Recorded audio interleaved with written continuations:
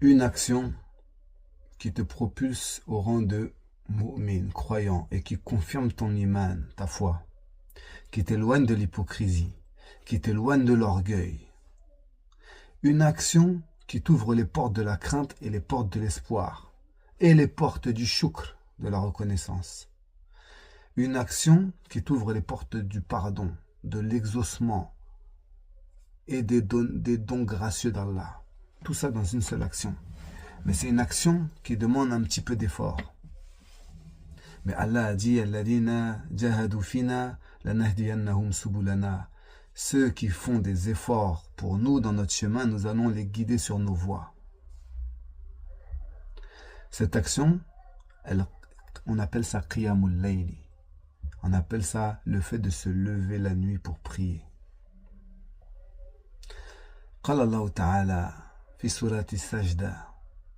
Dans la sourate de Sajda, c'est une sourate où il y a une prosternation dedans, prosternation de lecture.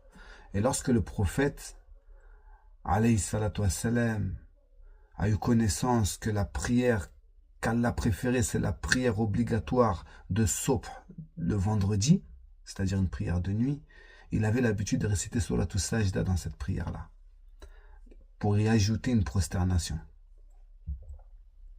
Kathrati sujud, pour augmenter le nombre de sujoud.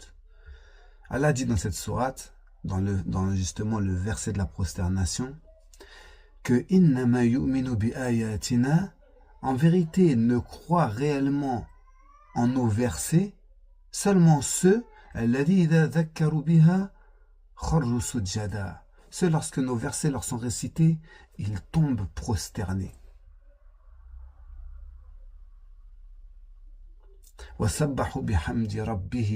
Et qui font le tasbih, le tanzi de leur Seigneur, et qui ne s'enflent pas d'orgueil.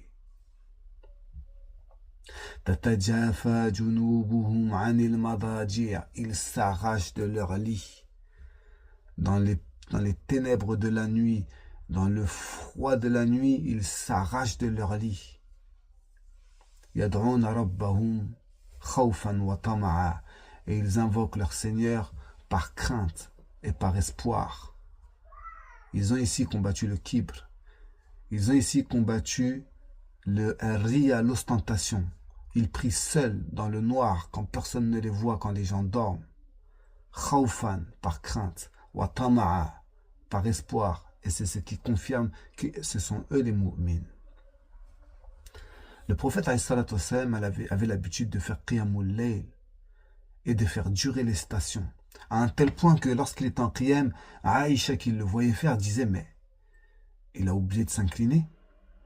Et puis lorsqu'il s'inclinait, il restait tellement longtemps en inclinaison que Aïcha disait qu'il a oublié de se relever. Et lorsqu'il se relevait, il restait tellement longtemps dans ce deuxième qiyam que Aïcha pensait il avait oublié de se prosterner. Et lorsqu'il se prosternait, elle pensait qu'il avait même oublié de se rasseoir. Jusqu'à ce qu'un jour elle lui pose la question, elle lui dit Lima tasna'u hadha ya Rasulallah. Mais pourquoi tu fais ça, ô messager d'Allah? Alors que Allah t'a pardonné ce qui est passé, ce qui est futur. Ton affaire, elle est déjà réglée. Pourquoi tu te fatigues comme ça?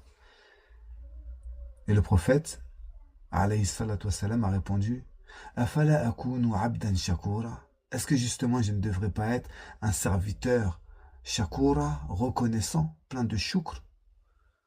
Regardez comment il a associé ici le shukr avec le qiyamul layl. Qu'Allah fasse de nous des shakirin.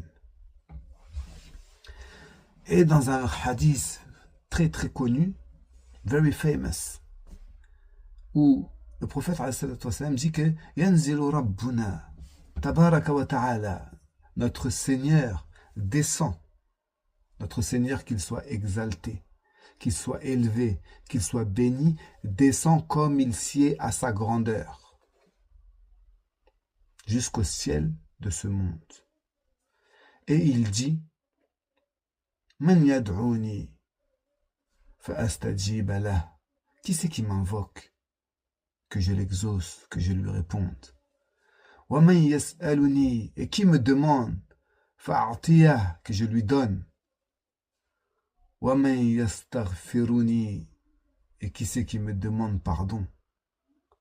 Fa'aghfir lah, que je lui pardonne. Le qiyamul layl, c'est ton meilleur allié. Mais c'est une action qui doit perdurer dans le temps. Ça sert à rien de te lever, de prier toute la nuit. C'est pas que ça sert à rien, mais on te demande, le prophète a dit, La takun mithla fulan, ne sois pas comme un tel. Kana yaqumu layla, il se levait pour prier la nuit. Fataraka qiyam al-layli. Et puis il a délaissé la prière de nuit. Lève-toi même un quart d'heure avant la prière obligatoire. Si tu vois que c'est bon, maintenant lève-toi même 30 minutes avant. Lève-toi même 1 heure avant, mais prends ce que tu peux tenir dans la durée. Parmi les causes du qiyamul layl, il y a le fait de manger du halal. Il y a le fait d'invoquer constamment et d'être habitué aux prières, de s'habituer aux prières surérogatoires.